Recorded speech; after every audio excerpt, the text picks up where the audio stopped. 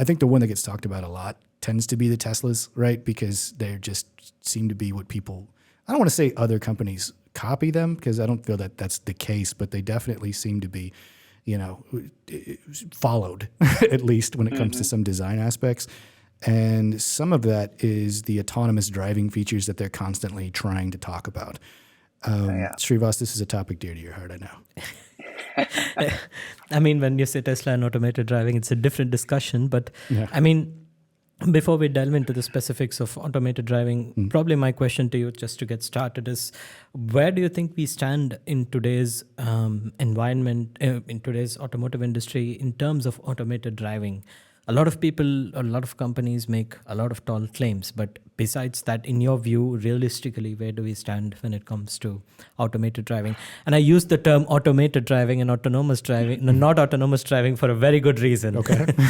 It's probably an internal thing between Deepak and me, but yes, go on, please. Yeah, we had lovely spirited discussions about the right term to use many, many times.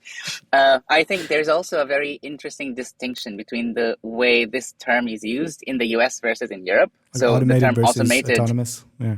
Exactly. Yeah. The term automated is preferred in Europe, while the term autonomous is, I wouldn't say preferred, but used more liberally in the US. And the reason behind it is the autonomous tends to indicate complete agency. So it is really the car that is driving itself. It's the absolute example of a self-driving car.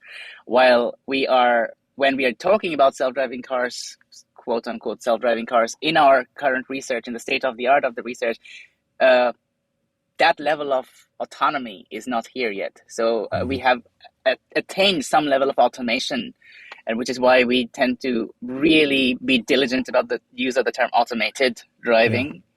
And that's probably a good segue to talking a little bit about the levels of automation as put forward by SAE, which I know we talked about this briefly. So SAE is the Society of Automotive Engineers. It's now just called SAE International, and it's a standardization body and a professional organization for creating standards and laying down lots of metrics in the automotive domain. And there is this one very popular taxonomy, a framework to classify autonomy when it comes to vehicular autonomy. That's called the SAE level. So there are levels 0 through 5. So there are 6 levels of automation, if you will. And then there is so 0 being absolutely nothing is automated. It's just a regular car. And I say level 5 is fully automated vehicle, the other end, where you can get inside the vehicle, ask the car to take you somewhere. You don't have to touch a single input, and it will take you there. Fully autonomous. Yeah. Absolutely. Yeah. And then that is the example of the autonomous car. But then in between all the spectrum of the levels we get, those are automated vehicles.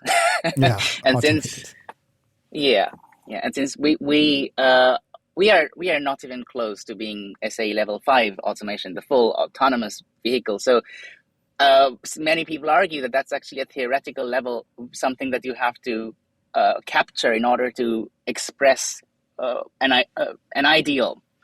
But the question is raised whether fully autonomous level 5 self-driving car is even a possibility, because even for us humans, we have our limits. We cannot drive in sleet and hail and rain and utter darkness, and there are all kinds of even our sensory limitations. So even if sensors of AVs, automated vehicles, are much more advanced and sensitive than ours, it will still have its own limitations. So this is a nuanced argument, but many people do argue that a level 5 automation is just an ideal. It's not necessarily possible. What about you? Do you think we're going to reach level 5 at some point?